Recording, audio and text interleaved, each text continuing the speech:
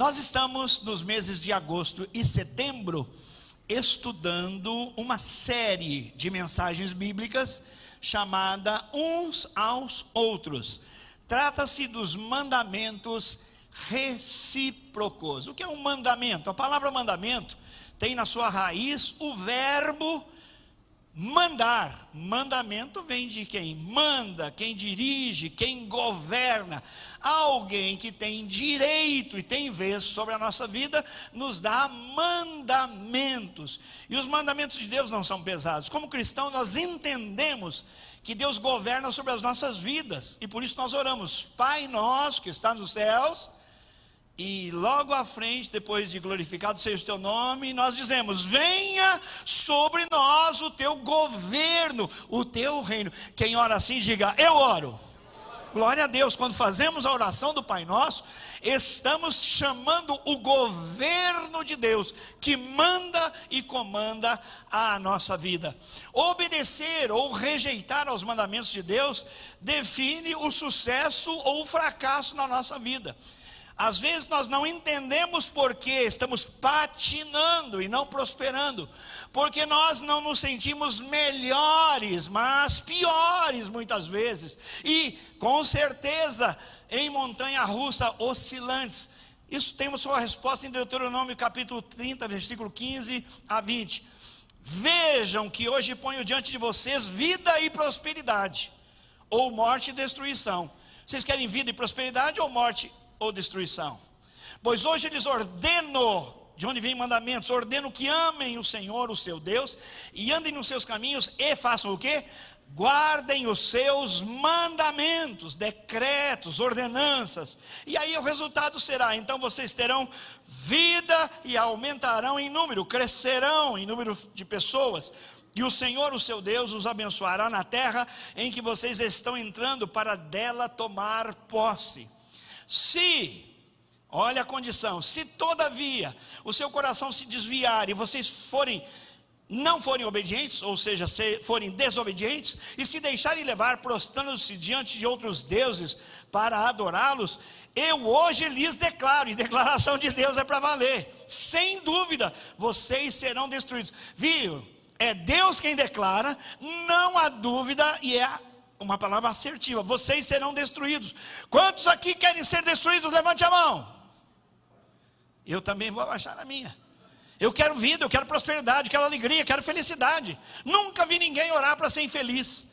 Mas a felicidade, o sucesso estão ligados à obediência aos mandamentos de Deus, que são bons, não são pesados e são para o nosso bem.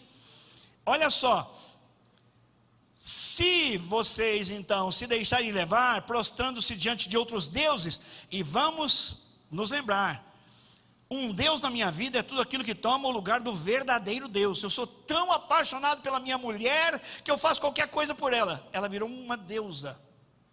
Não, com os meus filhos, eu não sei, eu mato pelos meus filhos, eu faço tudo, eu largo tudo com os meus filhos. Deuses. Então não é só uma estátua de ferro, barro ou bronze que é um Deus. Tudo aquilo que assume o lugar de Deus, minha profissão, minha escola, pode ser um Deus na minha vida. Se vocês se prostrarem diante desses deuses para adorá-los, eu hoje lhes declaro que sem dúvida vocês serão destruídos. Vocês não viverão muito tempo na terra em que vão entrar e da qual vão tomar posse, depois de atravessarem o rio Jordão. Hoje eu invoco os céus e invoco a terra como testemunha contra vocês, de que coloquei diante de vocês a vida e a morte, a bênção e a maldição. É uma escolha. Agora escolham a vida para que vocês, e não só vocês, os seus filhos vivam, e para que vocês amem o Senhor, o seu Deus, ouçam a sua voz e se apeguem firmemente a Ele. Interessante, cantamos tudo isso no período do louvor.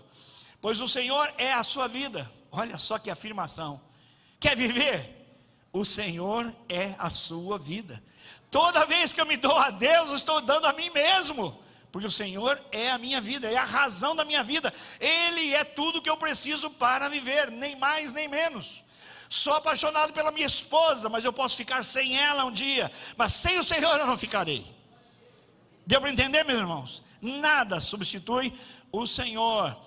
Eu sou a sua vida, e lhes dará muitos anos na terra que jurou dar aos seus antepassados, Abraão, Isaque e Jacó. Então os mandamentos são ordens divinas para o nosso bem.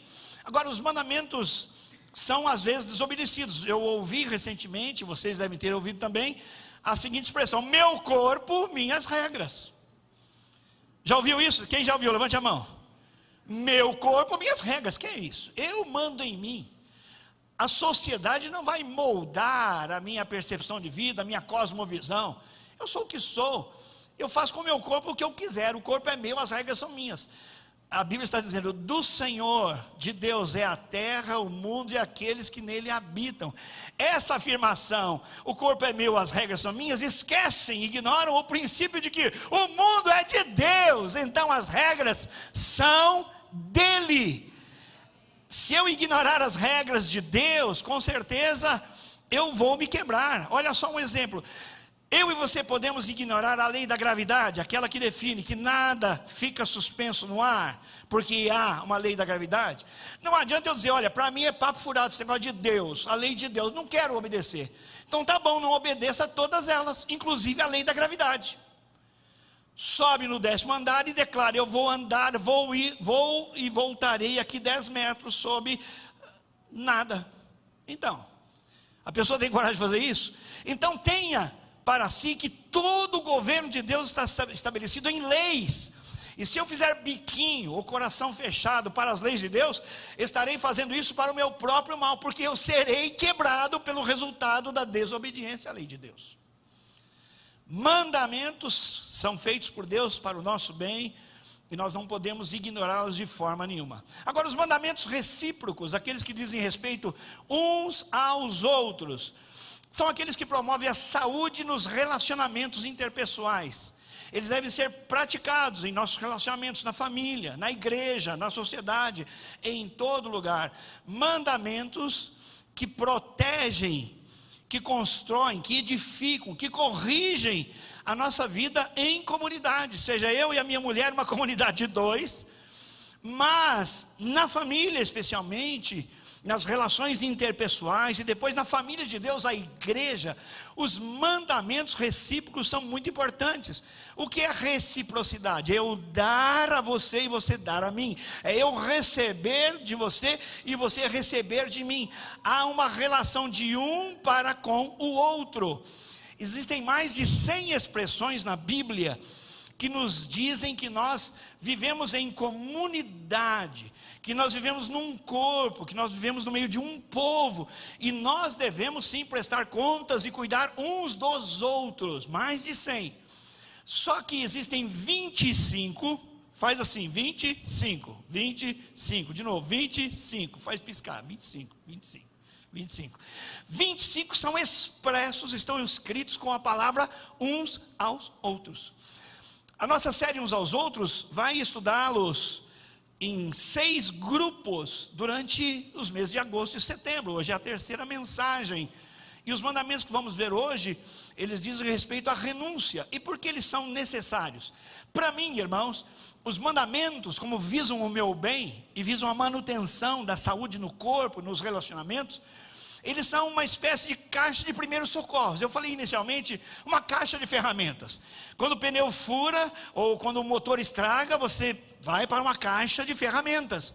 Mas eu pensei melhor, nós não somos objetos para termos ferramentas, embora ferramentas muito boas são usadas, por exemplo, no centro cirúrgico. Mas eu entendi que uma caixa de primeiros socorros é mais humano e fala mais da saúde de alguém, enquanto organismo vivo, biológico. Nós somos um corpo, diz a Bíblia, nós como igreja.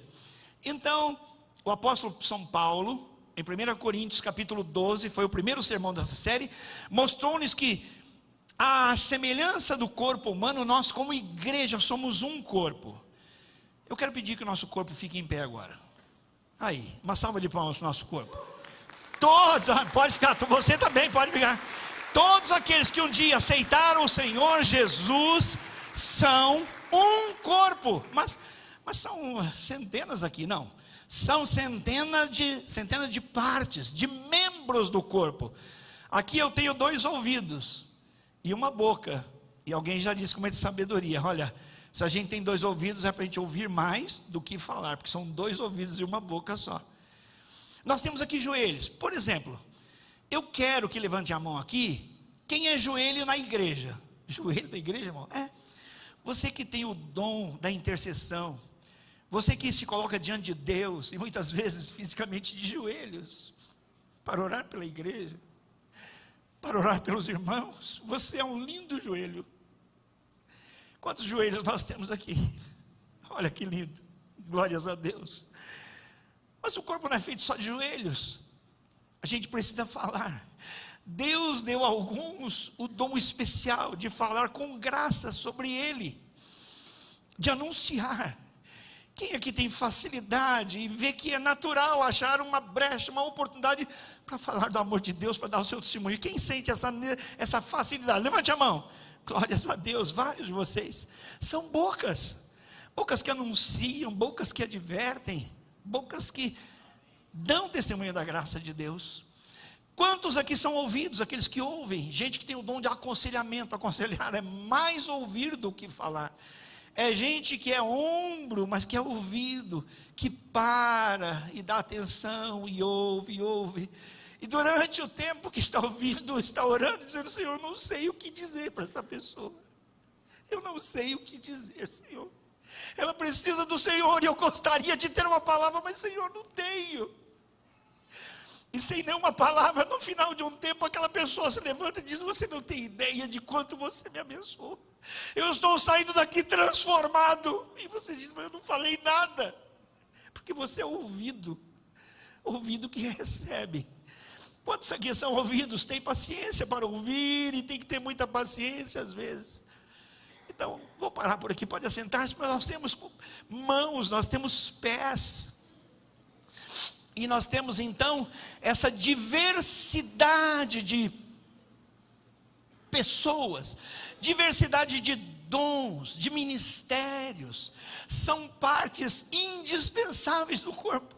Por isso no nosso corpo, nós valorizamos muito, porque nós somos uma Primeira Batista, uma igreja apaixonada por Deus, apaixonada por pessoas, somos uma comunidade de relacionamento, somos um corpo com muitos membros, que dão muito valor à unidade, somos um só, a mutualidade, a interdependência e também a diversidade, que é linda, a diversidade de Deus. E nós sabemos que nos relacionamentos, estou falando de relacionamentos humanos, interpessoais, existem conflitos que são internos às vezes, ninguém sabe, mas você está conflitando às vezes com um líder, às vezes até comigo mesmo, e você pode estar indisposto com alguém, a pessoa não sabe nada, e às vezes são externos, porque eles se manifestam, e eles precisam ser corrigidos. Então, se o corpo está indisposto consigo mesmo, imagine que se o seu estômago diga assim para você: ó, não dá outra, eu cansei. É todo dia, de manhã, de tarde, de noite, você me usa, eu não aguento mais, estou cansado, vou entrar em greve, 15 dias não manda nada para cá, e avisa a boca: ô boca, não manda nada para cá, porque eu vou jogar fora. Esse corpo está saudável, sim ou não? Então, quando nós olhamos para nós, vamos perceber atitudes desta natureza que estão dentro de nós, e que estão se manifestando às vezes sem os outros perceberem, mas pelo Espírito Santo, Deus vai identificar em você, para você, em mim, e para eu mesmo usar, itens nessa caixa de primeiros socorros, que Deus quer usar na nossa vida, para nos curar e dar-nos saúde relacional, não só aqui na igreja, mas vou te dizer, principalmente dentro da sua casa. O lugar onde as feridas são maiores são dentro de casa, onde as pessoas se sentem mais sozinhas, isoladas, incompreendidas, é dentro de casa. É marido com mulher que param com o diálogo, não se falam mais, porque é melhor a gente ficar quieto do que ficar brigando. Problemas de relacionamento. Então nós temos aí a oportunidade muito linda, dada por Deus, de cuidar de nós com mandamentos recíprocos, para cuidarem de nós. O paramédico, quando pega alguém em situação vulnerável, ele vai para a caixa de primeiros socorros e vê lá um desfibrilador, um aparelho para conduzir oxigênio e outras coisas. Eu não sou médico, não entendo nada disso, mas eu sei que há uma caixa, há um kit de primeiros socorros para a gente usar nesses momentos de emergência. E quem sabe você e eu, a nossa igreja, a nossa casa esteja entrando numa parada cardiorrespiratória na fé, no relacionamento. Então vamos abrir nosso coração para receber nessa série os mandamentos recíprocos, esses itens que vão nos trazer de volta à vida saudável. Quem compreendeu, diga eu compreendi, diga eu entendi. Deus estava falando conosco, irmãos, e Deus quer nos abençoar. E nós vamos ver hoje 4 desses mandamentos recíprocos, e eles estão interligados por um propósito. Mandamentos que exigem renúncia mútua. O que é mútua? Eu preciso renunciar e você precisa renunciar. Eu vou renunciar em favor de você e você vai renunciar em meu favor. Então, no contexto dos pequenos grupos, nós temos um pequeno grupo, ele tem pelo menos 4 fases de vida. Normal. Primeira fase da lua de mel. Começamos um pequeno grupo, todo mundo vem, ai que legal, que legal, que legal, vai ser gostoso, vai ser uma benção. Passado um tempo, tem lá um irmão ou uma irmã que fala, e toda hora ele está falando, você fala, puxa vida, é uma benção, né? No primeiro dia, mas no segundo, terceiro, quarto, só o irmão falando, só a irmã falando, é difícil um pouquinho, né? Dá vontade dele falar assim, irmão, deixa os outros falarem assim um pouquinho. Então você começa a segunda fase, a dos conflitos. Quando você percebe que as outras pessoas não são exatamente como você gostaria, assim como você também não é como ela gostaria de ser. Tem gente que entra, fica fechadinho, participa da reunião o tempo todo, não dá uma palavra, e os outros estão precisando tanto de uma palavra, do abraço, da manifestação. Então os mandamentos recíprocos são para nos ajudarem a ver quem nós somos e como nós estamos no pequeno grupo. Depois, passada a fase desses conflitos, quando nós vamos nos ajustando, nos amoldando, sendo aperfeiçoados no convívio, então vem a fase da maturidade, e depois então da multiplicação. Todos sabem que somos importantes, somos um, mas todos sabem que somos diversos, mas todos sabem que precisamos uns dos outros e dessa santa interdependência. Quem está entendendo, levante a mão. Então não se negue ao pequeno grupo, não se negue, tá bom? Nem você, líder, não entrega não, porque vamos ver mandamentos que nos ajudam a vencer as nossas lutas e os nossos obstáculos.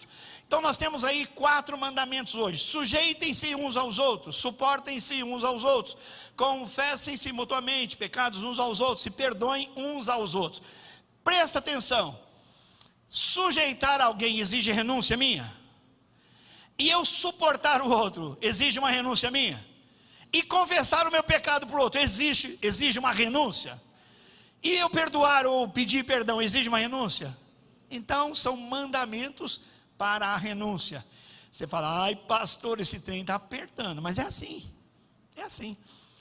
Jesus disse assim, ó, se alguém quiser vir após mim, é se, não obrigo.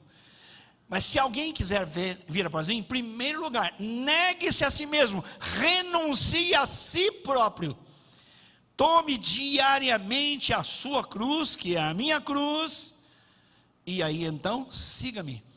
A pessoa que quer viver o cristianismo sem igreja, ele não percebe que ele sozinho não é o corpo. Ele não percebe que o corpo precisa dele, e que ele precisa do corpo. E então isso se aplica aos relacionamentos. Inclusive você, meu amado irmão, minha irmã que está vendo pela internet, é uma bênção ter você conosco na internet.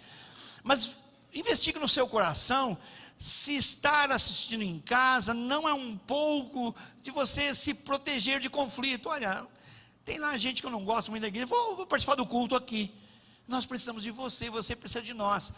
Nenhum membro do corpo vai falar assim, não vou funcionar para o corpo, porque eu sou melhor que o corpo inteiro. Não há, todos nós somos falhos. E aí nós devemos sujeitar-nos uns aos outros. Efésios 5, 21, diz assim: sujeitem-se uns aos outros por temor a Cristo. Presta atenção no que eu vou dizer, depois você vai conferir em casa, não dá tempo. Efésios 5, 21 é um guarda-chuva, e está dizendo: sujeitem-se uns aos outros no temor de Cristo, por amor a Cristo, por obediência a Cristo. Sujeitem-se uns aos outros. Depois ele dizer isso, de ser a chamada principal, ele diz assim: agora eu vou falar de marido e mulher. Mulheres, sejam submissas aos seus maridos. Maridos, amem as suas mulheres como Cristo amou a igreja. Pais, falando aos homens, a palavra grega é para homens, não é pais genéricos. Homens, não irritem os seus filhos. E depois, filhos, respeitem os seus pais. Empregados, respeitem os seus patrões. Patrões, respeitem, se sujeitem aos vossos empregados. O quê? Nunca vi em lugar nenhum um camarada que chega, vai fazer parte de uma empresa e o patrão diz: olha, você vai se submeter a mim, eu sou seu chefe, mas eu também vou me submeter a você. Assim, não entendi. O que o senhor vai mandar em mim, eu não tenho dúvida. Até mandar embora. Mas eu vou me sujeitar ao senhor, o senhor vai sujeitar a mim? Vai. Sabe por quê? Porque você e eu somos um em Deus. Você crê no Senhor e eu também. Você é crente, eu também. E então nós dois tememos a Cristo. E naquilo que eu falhar em relação a Cristo, você pode me corrigir e eu vou me sujeitar a você. Isso é maravilhoso, aplaudo o Senhor. Sabe por quê, irmãos? Isso é submissão bíblica. Ela começa por uns aos outros. A criança no banco de trás fala: papai, você passou no sinal vermelho, papai. E a Ana, desde pequenininha, nós ensinamos ela a dirigir, a Ana, filha do Yuri. Desde pequenininha a gente fala: quando tiver verde você fala: pode ir, vovô. Ela fala: agora não, vovô. E ela sempre fala: pode ir, vovô, tá verde. Não vai, vovô. Mas a criança fala: papai, está no vermelho. Aí o papai, ao invés de sujeitar ao princípio bíblico, fala: filha, é verdade, papai errou, me perdoa, mamãe, me perdoa, todo mundo me perdoa, vou buscar não fazer mais. Ao invés de sujeitar, fala: não, é que hoje nós estamos atrasados. Entendeu? Então, seja bíblico. Filha, você foi boca de Deus, papai está errado, muito obrigado.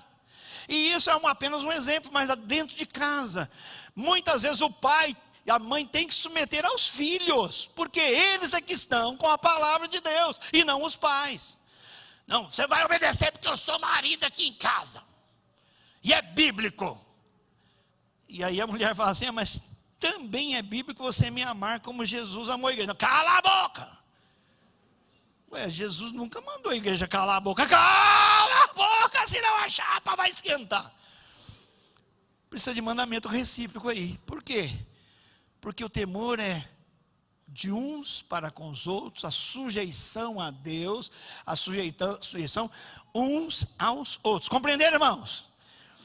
Olha a definição: o sujeitar-nos uns aos outros significa que cada um de nós se considera submisso à autoridade dos irmãos, cooperando facilmente com as instruções e os desejos e os pedidos deles. Deus nos uniu. Olha a palavra de João Calvino, um dos reformadores, homem de Deus, da palavra. Ele transformou a sua cidade, o seu país e também o mundo. Deus nos uniu tão fortemente um ao outro, que nenhum homem deve tentar evitar a sujeição. E onde o amor reinar, serão prestados serviços mútuos, uns para os outros. Mas, como nada é mais irritante para a mente do homem do que essa sujeição, ela nos direciona para o temor a Cristo, que sozinho pode subjugar toda a nossa ferocidade, para que não possamos recusar o jugo, e para humilhar nosso orgulho, para que não tenha vergonha de servir os nossos vizinhos, o próximo. É isso aí. O Giovan Farias, que é um psicólogo, disse: obedecer é cumprir aquilo que foi estabelecido sem medo. Ser submisso não é ser escravo e ser anulado. Mas também, por outro lado, ter autoridade não é ser autoritário, um déspota, um mandão, e muito menos atrapalhar a vida dos outros. Por isso, irmãos, primeiro mandamento que exige renúncia de mim e de você é sujeitar-nos uns aos outros. Estamos dispostos a isso? Isso exige que eu diga, não sei tudo. E também não acerto sempre. Eu quero me sujeitar. Eu quero ver você, maridão, em nome de Jesus, chegar para sua mulher e falar assim, ó, eu sou Jesus aqui em casa. Não é no sentido que eu sou o poderoso santo, não. É que Jesus não falhou nunca com a igreja. Mas você é a igreja. A igreja não deve falhar, mas ela falha com o Senhor. E eu estou disposto a abrir mão, renunciar o meu direito em favor de eu buscar uma vida que seja aquela que Jesus estabeleceu para cuidar de você. Jesus amou a sua igreja, Jesus fez projeto para a sua igreja, e Ele o fez para apresentá-la a si mesmo, sem mácula, sem ruga, sinal de velhice. Às vezes as mulheres envelhecem antes da hora. Então, maridão, em nome de Jesus, tem essa coragem de falar, eu vou me submeter no temor a Deus, a você. E os filhos vão dizer aos pais, os pais aos filhos, e os irmãos uns aos outros. Pode deixar. Às vezes, irmãos, nós estamos aqui num evento, e alguma ordem é dada ali, por exemplo, só olha, não queremos que entrasse água. E alguém vem chegando com água assim, você poderia deixar água? O que é isso? Como assim? Cadê a renúncia? Não, é porque se todo mundo entrar com água, fica um pouco complicado. Não, mas com quem que eu reclamo? Onde é o PROCON da igreja? Porque eu sou consumidor, eu dou meu dízimo com regularidade. Irmãos, às vezes quem serve a porta, eles têm que renunciar a muitas coisas, hein?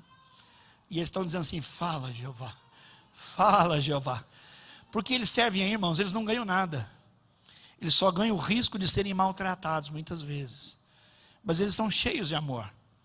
E você não deve maltratá-los, mas honrá-los. Porque eles estão aí porque amam a você. E estão aí para sujeitarem-se a você, dizendo, seja bem-vindo, estamos aqui para servir você. Então não dê uma carteirada dizendo, sou membro da igreja. Quantos anos você tem? Estou aqui desde a época do seu avô. Sujeitai-vos uns aos outros. Porque o pastor Gilson vai se sujeitar a qualquer criança aí no temor do Senhor Jesus. Amém, meus irmãos? É isso, mandamento que exige renúncia.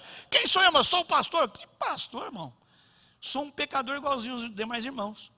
Se alguém tirar eu, porque o pastor Gilson, por exemplo, pastor Gilson, acho que o senhor é mentiroso. Eu falei assim, eu mentiroso? Só isso? Então deixa eu te contar, não, eu não sou só mentiroso, eu sou invejoso, eu sou vingativo. Não, eu só queria te acusar de mentira. Não, é pouco. Eu tenho muito mais para confessar aqui em nome de Jesus, irmão. O senhor é mentiroso? Sou.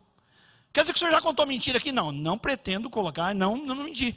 Mas eu tenho um jeito inteligente de mentir, que é o mentir as informações, não é verdade? Irmãos, tem nada mais sujo que o meu coração, mas pela graça de Deus, cheio do Espírito Santo, eu vou subjugar Gilson Breder, ele marido, ele pai, ele irmão, ele líder, ele pastor, a ação do Espírito Santo, e serei sim submisso a qualquer criança aqui, em nome de Jesus. Está na palavra, renúncia, sem carteirada, diga, sem carteirada. Não, mas eu sou o líder aqui dessa equipe, irmão, menos, sem carteirada. Segundo, suportem-se uns aos outros em amor. Suportar, está em Efésios 4:2, e o próprio versículo explica o que a gente precisa fazer para suportar. Olha, com toda humildade e mansidão, com longanimidade, um ânimo longo, paciência, suportando-vos uns aos outros em amor. Sujeitar-nos, suportar-nos uns aos outros, quer dizer que vamos aguentar e tolerar generosamente as atitudes e ações desagradáveis ou ofensa dos irmãos. O mandamento inclui a ideia de que a repreensão, a disciplina ou correção por atitudes e por ações pecaminosas será adiada pelo maior prazo possível, na esperança de que o próprio ofensor reconheça o mal que praticou e tome as providências para corrigi-lo. Isso aqui não é a gente não corrigir, mas é a gente esperar um pouco, e pela graça do Espírito Santo saber até que ponto para então corrigir. Uma moça estava no corredor da igreja e ela começou a fumar. Aí os líderes falaram: opa, o que é isso? Que desrespeito, que vergonha, aqui no corredor. E é caso verídico. Chega, pastor, você viu a irmã lá, fulana? Está fumando aqui na igreja. Está fumando, olha só, nem esconde. Então, vamos conversar com ela. Aí trouxemos a irmã. Eu sabia que a gente tinha que aprender muito naquela manhã. E aí os irmãos falaram: então, a irmã está fumando aí. Aí ela chorou e falou: ah, irmãos, se fumar fosse tudo, eu estava jóia. Vocês não sabem nada do que está acontecendo. Lá em casa está assim, está assim, está assim, está assim. Aí o orgulho de todos nós foi assim, ó. Aquilo era o mínimo que ela estava fazendo, era o grito de socorro. Alguém me veja! Eu estou fazendo aqui na cara de todo mundo uma transgressão para alguém me ver, me perceber. Estou precisando de ajuda. E aquela reunião terminou com um pedido de perdão para ela que estava fumando na igreja. Que ela podia fumar em qualquer outro lugar. Mas, irmãos, é isso. Nós precisamos tolerar em falha os irmãos, não as falhas dos irmãos. Nós devemos perceber, devemos buscar em Deus oportunidade de orar e também de facilitar as pessoas na correção dos seus erros. Mas existe essa oportunidade de Deus de trabalhar em nós, para que nós suportemos uns aos outros. A palavra ela tem dois sentidos. O sentido original da palavra é um esforço que se faz para manter algo para cima, firme, e são necessárias ações de tolerância para suportar-nos mutuamente, humildade, mansidão e longanimidade. A palavra humildade, que é dita no texto, no grego clássico de strength, o significado é de pobreza de espírito. O evangelho levou a palavra para expressar a graça cristã. O que é pobreza de espírito? É uma certa espírito, aqui não é Espírito Santo não, nem espírito das trevas. É o espírito humano, é a capacidade cognitiva da pessoa. Então, alguém que é fraco de espírito, alguém que tem um comportamento um pouco comprometido. Sabe alguém que não entende muito bem? Que não consegue, não é que a pessoa não quer, ela não entende, ela não percebe, ela não acompanha. Então, nós precisamos aprender, porque o evangelho toma essa palavra de alguém meio devagarzinho, meio sem compreensão, meio fraquinho, para dizer: olha, essa humildade que nós precisamos ter uns com os outros. Sabe essa lerdeza de compreender, de criticar? É isso que nós precisamos fazer, precisamos ter humildade com as pessoas. E a humildade não é alguma coisa que você produz assim, não, a partir de amanhã você é uma pessoa humilde. Você está lá no cantinho, não. A humildade, ela se manifesta na reação de como as pessoas tratam você. Se alguém agredir você, vai saber se você é humilde ou não é humilde. Quanto noiado por Deus você é, para ter paciência e para então tolerar, para suportar aquela ofensa. A humildade, nada façam por ambição egoísta ou por vaidade, mas humildemente considerem os outros superiores a si mesmos. Cada um cuide não somente dos seus interesses, mas também do interesse dos outros. Seja a atitude de vocês a mesma de Cristo Jesus, que embora sendo Deus, fez de conta que não era, não considerou o ser igual a Deus como algo que devia pegar-se, mas esvaziou-se a si mesmo, vindo a ser servo, tornando-se semelhante aos homens. O nosso modelo de humildade quem é? Jesus. Jesus. Então, quando eu sou ferido, quando alguém me irrita, porque às vezes as pessoas se comportam conosco de uma maneira que vai dando irritação. E repete, e repete, e repete. Já percebeu que você não gosta? Marido e mulher, mesma coisa. Você fala, mas já te falei, não gosto disso aí, não gosto, mas vai irritando, vai irritando, vai irritando. E Deus está dizendo na sua palavra: olha, vamos entrar aí com o item da caixa dos mandamentos recíprocos. Vamos tolerar. Você tolera ela e ela tolera você. Vamos nos tolerar mutuamente. É necessário ter tolerância, ser humilde para entender que o outro não está conseguindo, poxa. Não, pastor, não é que ele não quer, então que ele não quer. Ele não quer. Vamos orar para que ele queira? Vamos olhar para que ela queira? Vamos ter paciência? Vamos ser humildes? Por quê? Irmãos, a bem da verdade, quem sou eu para chamar a atenção da minha mulher a vacina? Quem sou eu? Nem sonhando. Como diz a expressão, nem morto Por quê? Entre Vasti e eu, os acertos estão muito mais com ela, sem sombra de dúvida. Quem é mais ligado em Deus? Vasti. Quem é mais prestativa? Serva. Vasti. Então, eu é que sou objeto da tolerância, ela tem que me tolerar, tadinha. Tadinha, entendeu? Mas pela graça de Deus eu estou melhorando, e todo dia eu oro, Senhor, me melhora para Vasti. Todo dia eu quero ser um marido melhor. Longanimidade, meus irmãos. Olha, não, aliás, a mansidão, né? A mansidão é a maneira pela qual nós recebemos as ofensas que nos causam ferimentos. Devemos suportá-las pacientemente e não retalhar ou buscar vingança. Também, olha só, requer que nós não saiamos contando a todo mundo que a gente foi ferido. Sabe por quê? Alguém fala um negócio que feriu você e você fica com uma coceira. Ai, eu preciso falar isso para alguém. Não vou falar em nome de Jesus. Aí chega a mulher, então, como é que foi lá, tal. Aí sobe e fala para ela. Está preso, está amarrado em nome de Jesus, ofensa. Cala a tua boca. Mas há uma coceira que vem.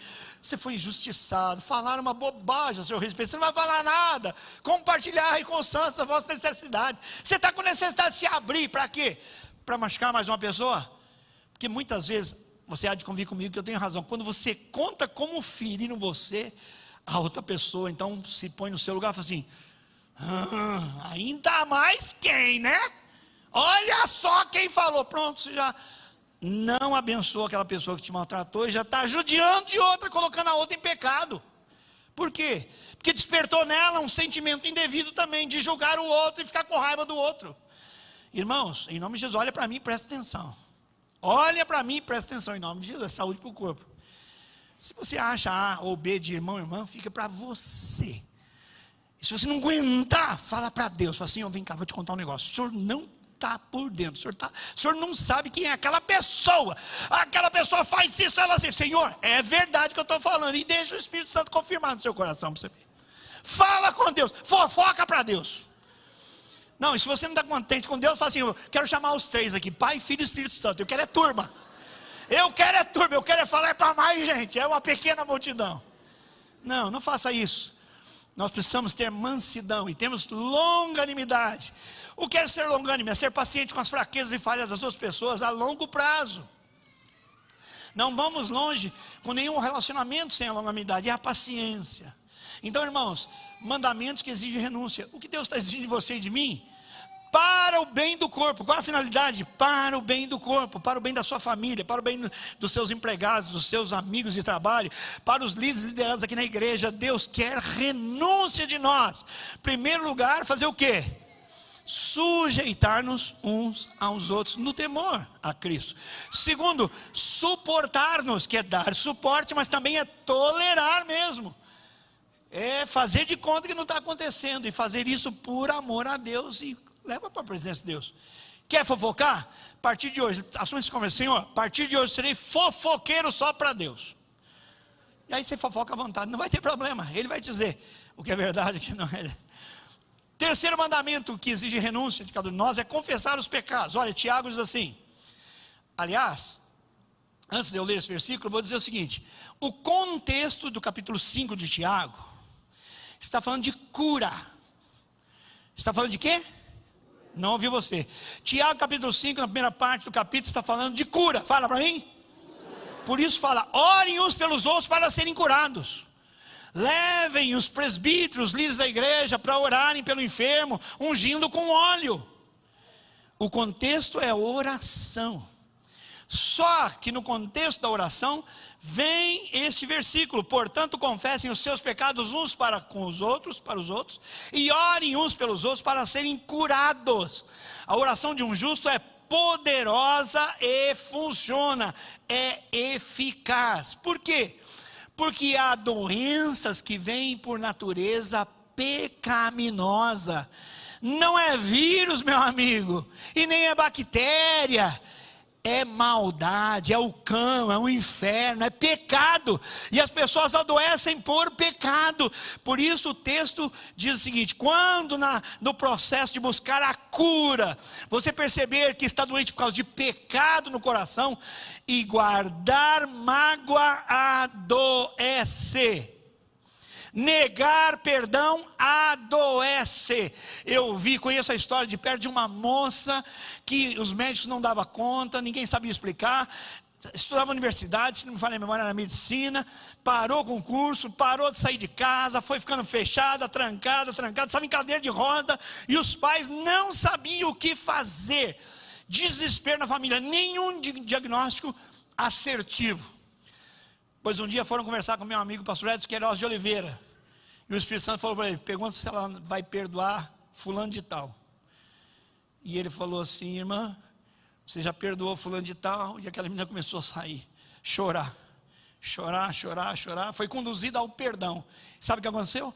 Saiu daquele gabinete pastoral empurrando a sua cadeira de roda. Diga glória a Deus. Levantou da cadeira de rodas. Por quê? Porque assumiu, confessou o seu pecado, e aí foi curada. É isso aí. Então, confessar os pecados é muito mais importante do que se imagina.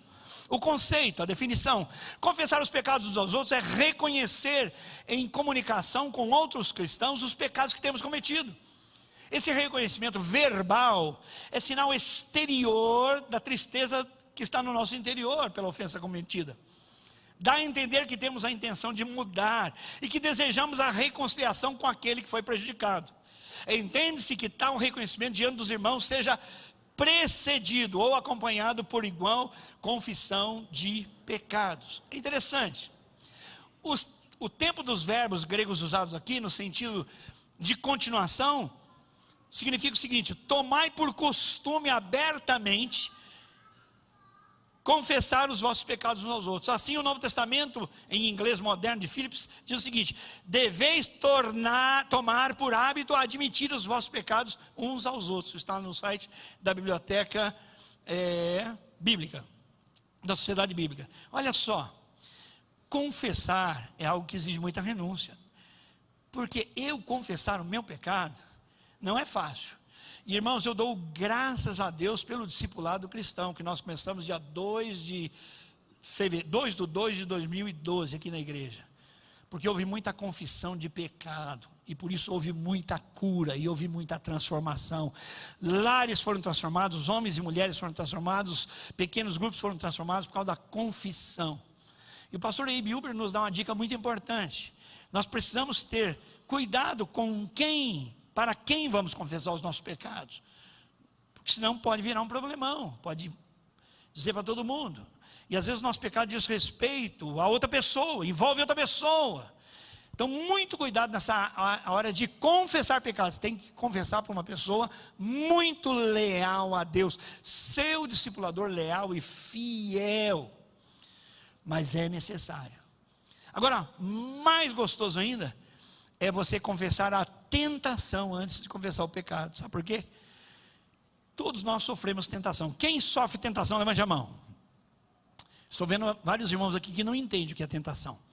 A tentação não é o pecado. Por exemplo, Jesus foi tentado 40 dias, sim ou não? Jesus pecou, sim ou não? Não, ele foi tentado. Olha o absurdo: o diabo tentou Jesus para que eles adorassem a Satanás. Loucura.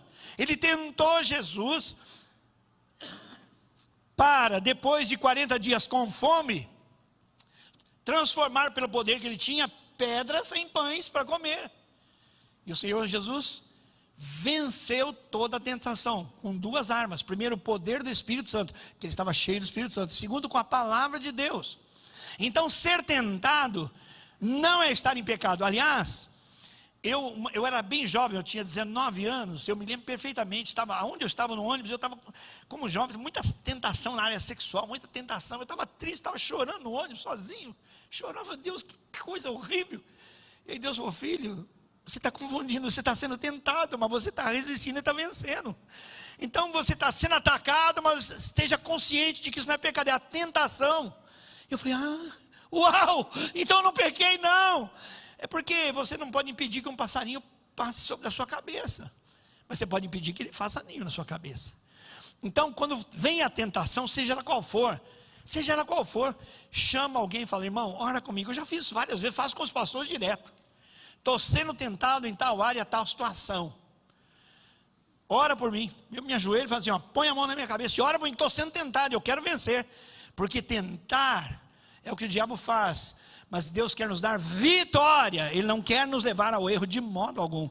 Então vamos confessar os nossos pecados uns aos outros e até as tentações, para que haja saúde no corpo. Por último, perdoem-se uns aos outros, Efésios 4, 31, 32, também entendemos aqui pelo contexto, olha só, sejam bondosos, sejam compassivos, tenham compaixão, uns para com os outros, fazendo o quê? Perdoando-se mutuamente, assim como Deus perdoou vocês em Cristo. Aqui é que está uma chave. Eu não perdoo porque eu fui magoado, eu não perdoo porque eu fui injustiçado. Ok, já entendi, mas o perdão na vida do crente é algo que só se pode dar e só pode se pedir no poder de Deus, em obediência a Deus, com a força que Deus dá. Ninguém perdoa porque é bonzinho, irmão.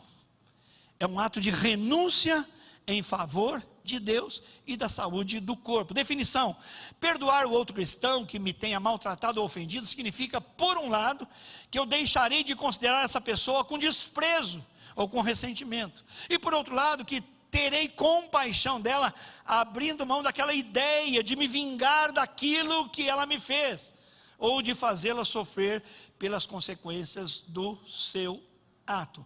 Olha só a importância, nós cantamos aqui, muito lindo, parabéns Ministério do Louvor e Adoração, 1B Adoração, os hinos encaixadinhos com o texto bíblico.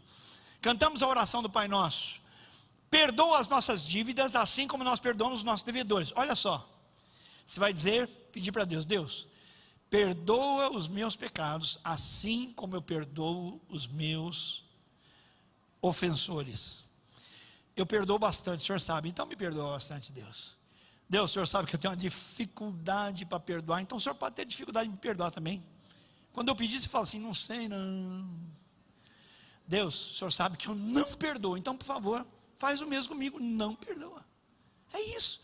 Quando eu oro, Senhor, perdoa as minhas dívidas, como eu perdoo aqueles que me ofendem, eu estou dizendo, me trata da mesma maneira, Senhor. Vou perguntar para você, você vai ganhar na separada ou vai perder? Sim ou não? Vai ganhar ou vai perder? Se você obedecer o princípio, você vai ganhar, mas se você desobedecer, você só vai perder. Não tem jeito. Olha só, ainda em Mateus, olha que coisa importante, explicação da oração do Pai Nosso: pois se perdoarem as ofensas uns dos outros, o Pai Celestial também lhes perdoará. Mas se não perdoarem uns aos outros, o Pai Celestial não lhes perdoará as ofensas. Senhor, eu não perdoei, então não me perdoe. Quem pode viver em cima desse salto de orgulho e falar assim, eu dispenso o perdão de Deus, não preciso? Irmãos, que o Espírito Santo nos ajude a aplicar esta palavra. Ela é tão séria, que lá em Mateus capítulo 16, quando Jesus fala de relacionamento, de pecado de um para com o outro, e ensina sobre o perdão, o apóstolo Pedro, que ele é mais tagarela da turma, ele fala bastante, ele fala assim, senhor, mas assim, quantas vezes eu devo perdoar o meu irmão? Eu queria uma matemática, eu queria pôr um limite nesse negócio. Então está lá em Mateus capítulo 18, 21 a 35, olha só o texto. Então Pedro aproximou-se de Jesus e perguntou-lhe, Senhor, quantas vezes deverei perdoar o meu irmão quando ele pecar contra mim? Até 7 vezes? Respondeu Jesus, eu lhe digo, não até 7, mas até 70 vezes 7, no dia, 490, aqui não é a matemática que conta, não é para você ir contabilizar, te perdoei, uma vez já, te perdoei 2 vezes, vou lá pôr no quadro, lá em casa, ou na geladeira, te perdoei 2 vezes hoje, hein, 3 vezes, hein, não, porque você terá o desprazer de ter que contar até 490 num dia. Jesus não está falando das vezes, Jesus está falando que o perdão deve ser oferecido sem o merecimento da outra pessoa. Não faz conta de perdão. Já te perdoei, não perdoou, mas não faz conta. Tem que perdoar, por quê? Você vai colocar limite no perdão de Deus, Senhor, faz comigo também assim, só perdoa até 490, depois o Senhor passa. Irmãos, vamos fazer uma conta aqui. Quantos dias tem no ano? 365 dias. Vamos fazer de conta que eu sou um bom pecador, um pecado por dia. No ano, quantos pecados eu tenho? E você? Sua conta dobra, triplica, faz pela metade? Não. 365 pecados. 10 anos na nossa vida, quanto? 3.650 pecados. Opa, peraí. Quem tem 20, 30, 40, ou como eu, quase chegando aos 70 anos, tem muito pecado. É sim ou não? Eu vou ter a petulância e falar para Deus: Deus, não preciso mais do seu perdão. É por isso que eu não estou dando perdão para mais ninguém.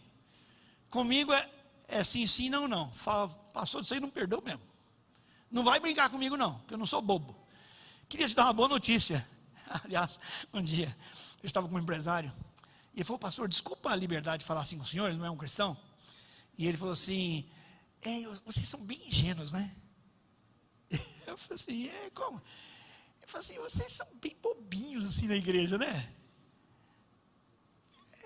Não, sabe o que é? Porque essa questão de perdoar, se não levar, deixar para lá, vocês são bem bobinhos, né?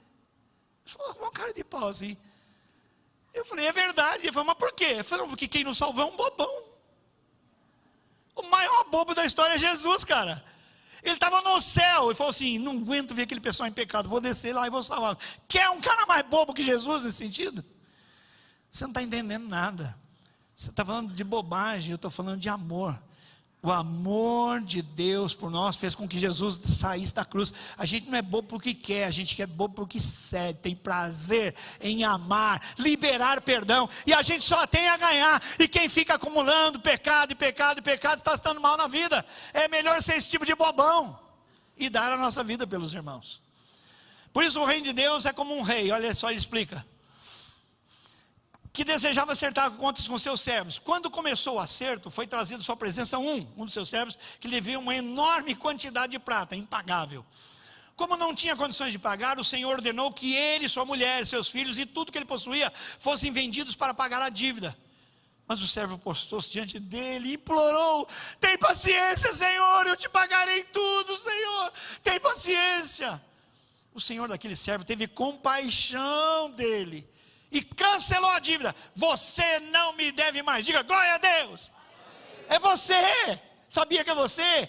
Quando Jesus morreu na cruz, ele cancelou os seus pecados. Diga glória a Deus. Diga eu recebo. Diga eu recebi. Cancelado. Mas olha só. Quando aquele servo saiu da presença do Senhor, encontrou um de seus conservos, um outro servo do mesmo Senhor, e esse lhe devia 100 dias de trabalho. Ele agarrou-o. Vem cá, Leno, vou te agarrar aqui um pouco, vem cá. O Leno, o Senhor me perdoou, glória a Deus, estou perdoado. O Leno, você me deve 100zão. Não, 100, 10 mil a mais mesmo. Fala aí que você tem ou não tem? Não tem. Não.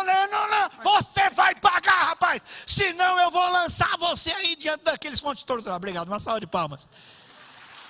Que cara de pau. Você, meu irmão, minha irmã e eu, nós somos grandes cara de paus. O Senhor nos perdoou uma dívida impagável e a gente pega no colote do irmão e fala assim: você vai pagar sim. E diz o texto que ele exigiu o pagamento do seu conservo, mas alguém o entregou para o Senhor, e o Senhor pegou ele na reta assim e falou: peraí, eu não te perdoei tudo? Perdoou. Então por que você fez isso?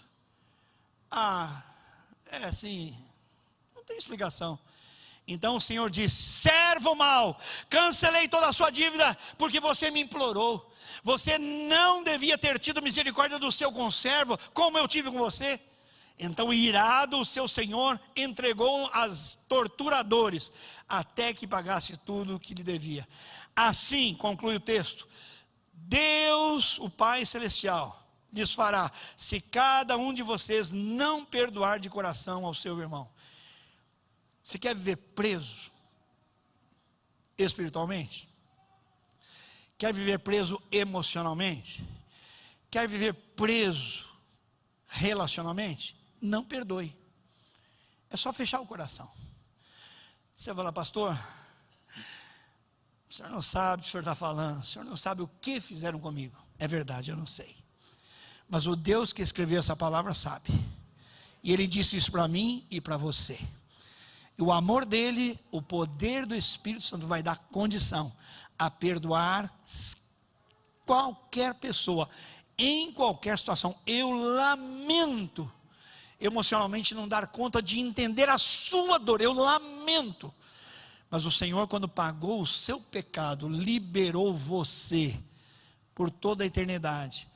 E se você perdoar, você vai tirar correntes dos seus pés.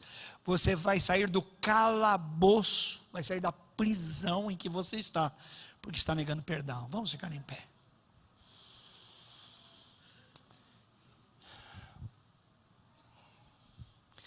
Quem entendeu que Deus é amor hoje por essa palavra, levante a mão. Amém. São mandamentos recíprocos, porque o Senhor disse: se vocês ouvirem, atentarem e obedecer os meus mandamentos, vocês vão viver bem. A família de vocês vai prosperar, o trabalho de vocês vai trazer aquilo que vocês esperam, a justa recompensa. Mas se vocês fecharem o coração, o prejuízo será de vocês. Deus quer o melhor para mim e para você. Deus quer que a nossa comunidade seja uma comunidade de amor, de unidade, de mutualidade, interdependência, de diversidade, e que deixe o Espírito Santo usar seu kit salva-vidas, primeiros socorros, para tratar a nossa vida com mandamentos recíprocos. Eu quero pedir a você, e vou orar por isso agora, para essa semana, o Espírito Santo te ajudar, assim como a mim, para que um desses 4 princípios, sujeitar uns aos outros, aturar ou suportar uns aos outros, confessar os pecados uns aos outros e perdoar uns aos outros, seja bem concreto na sua vida, na minha vida, para o nosso bem comum, em nome de Jesus. Se tudo que eu falei para você fez você sentir que Deus te ama e você ainda não entregou a sua vida para Ele, eu vou pedir que rapidamente você me dê um sinal de braço, dizendo: eu quero receber essa vida, eu quero receber Jesus como o Senhor e Salvador. Alguém que nessa noite precisa entregar a sua vida para Jesus? Tudo isso é muito novo, tudo isso falou ao seu coração. Essa vida que eu quero, eu ainda não sou um cristão, eu não entreguei minha vida para Jesus, eu quero entregar hoje, quero entregar minha vida para Jesus. Levanta a sua mão, onde você estiver. Tem alguém que quer entregar, precisa entregar a sua vida a Jesus hoje, aqui nesse culto? Levante sua mão, se não tiver, não tem problema. Amém. Pai, nós no nome de Jesus queremos pedir que o Teu Espírito aplique em nós a Tua palavra, pois ela é viva, e ela é profunda, ela é transformadora, e ela quer o nosso bem. Então, ó Deus, marido e mulher que tenham conversas durante essa semana, que patrão e empregado tenham conversa essa semana, que líderes e liderados tenham conversa essa semana, e coloquem-se à disposição do Espírito Santo, para serem saudáveis num corpo saudável, aplicando a Tua palavra com zelo, com amor, com dedicação. É a minha oração. Que a graça do nosso Senhor e Salvador Jesus Cristo, o amor maravilhoso e perdoador do Pai, a comunhão, a consolação, a atuação permanente e poderosa do Espírito Santo, seja com todo o povo de Deus, desde agora e para sempre. Amém e amém.